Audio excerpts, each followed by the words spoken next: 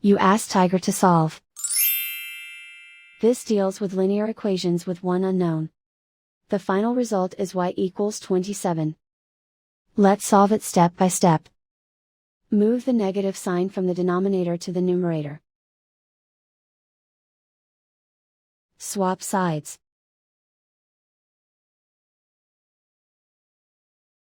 Isolate the y. Multiply both sides by 3. Group like terms. Multiply the coefficients. Simplify the arithmetic.